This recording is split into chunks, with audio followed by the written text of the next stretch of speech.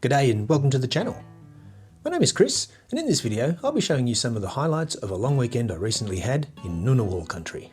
I acknowledge the Ngunnawal people and recognise their ongoing connection to the land, water and skies in the areas that I was visiting.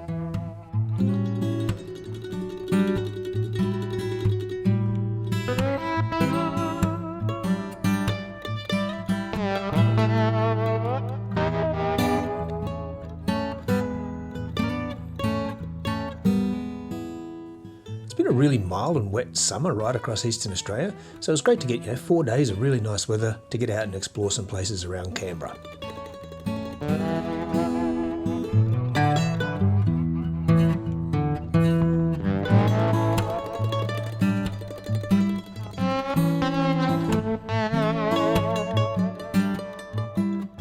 I kicked things off with a quick overnight camp at Mount Clear, which I think might even be down in Namadgi country. It was a whirlwind trip and I really just wanted to get out and test my new hammock. I've never had a hammock for camping before, but it was really comfy, better than I thought to be honest. It was a bit colder than forecast up in the mountains. I think it got down to like maybe 3 or 4 degrees, but the underquilt I got with it really did the business. Although I'll probably have to invest in some warmer gear if I want to keep using it when winter really kicks in. I'll also need to figure out what to do with all my stuff. I literally had kangaroos scratching around at one point. Total first world problems, I know, but it was really great to get out even if I had to get back first thing.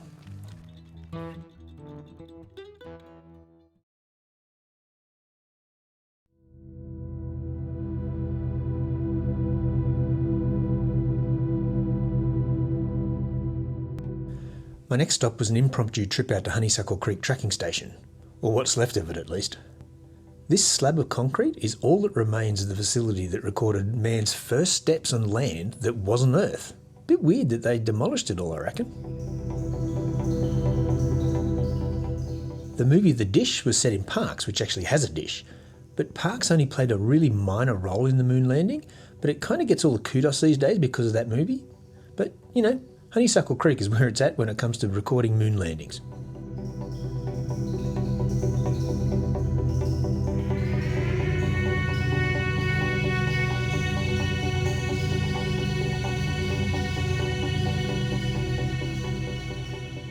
But as you can see, there is absolutely nothing crappy about being out in the Namadgi National Park. It truly is a great part of the world. Enjoy.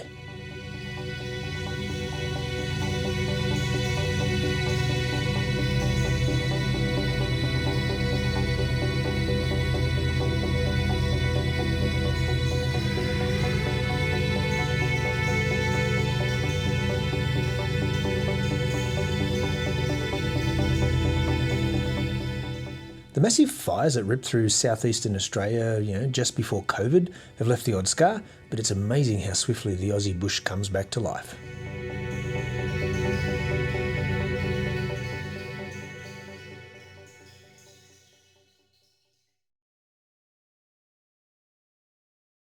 Saturday afternoon, I went for a lazy stroll with my wife around the west basin of Lake Burley, Griffen and Western Park.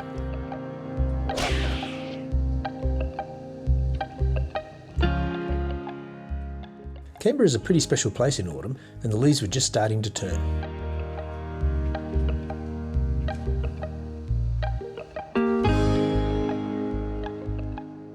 Western Park is named for George Weston, who's basically responsible for the early treescapes around Canberra. And if you've ever been through any of the older parts of the city around this time of the year, you'll get a real good picture of his handiwork.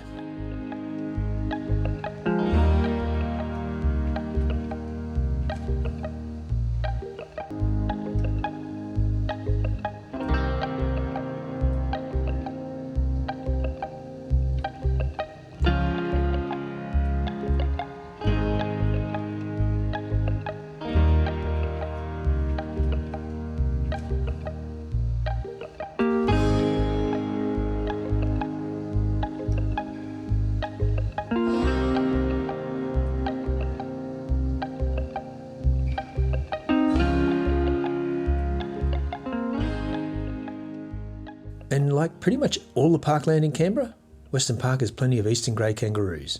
They're living the good life here with not a care in the world, despite having to wear collars.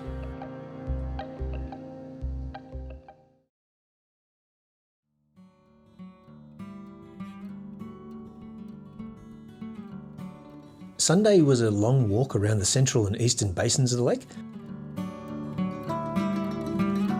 It's about 15 k's the way I do it, traipsing all over the Jerrabomberra Wetlands.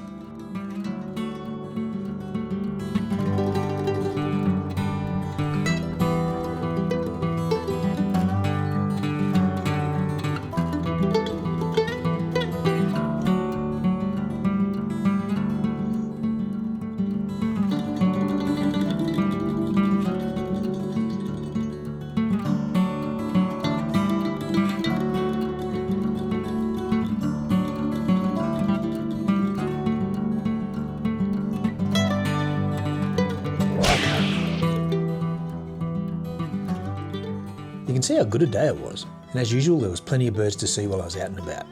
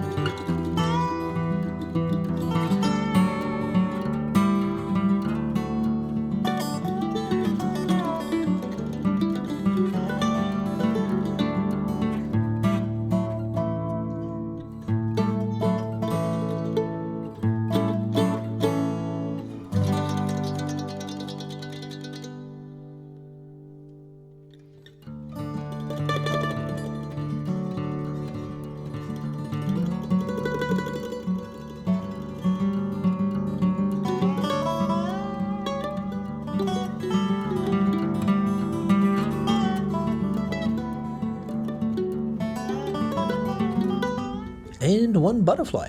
If anyone can identify it for me, drop me a comment below.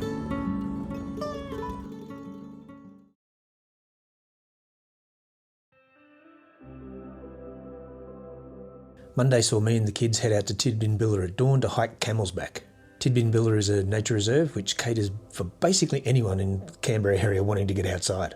You know, there's a massive playground for kids right through to, 30-kilometre hikes depending on how you want to tackle things. It's a great place. Like Honeysuckle Creek, there are a few reminders of the 2020 bushfires, but it's all getting pretty green and lush now with all the rain. We heard a couple of lyrebirds calling out not far from the track, but neither of them revealed themselves, which is a bit of a shame.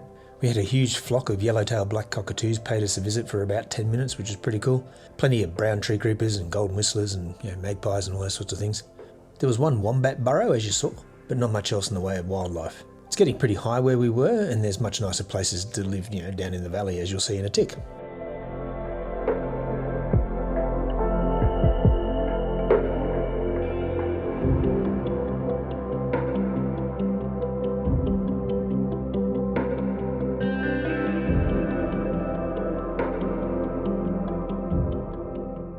Camel's Back, or Camel's Hump, is one of the higher peaks in the area at 1,244 metres, but it's not too hard to climb. It's consistently uphill, I guess, rather than a lot of scrambling, although there was a little bit of that towards the end.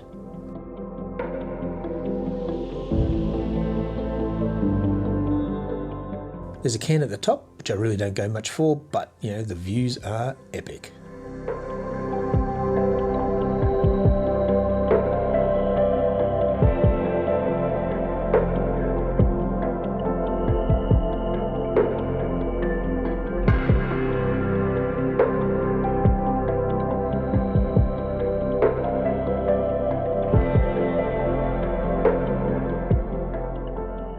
Well, that's it for this 4-day trip into Ngunnawal country. Thanks for joining me, and I hope to see you again soon.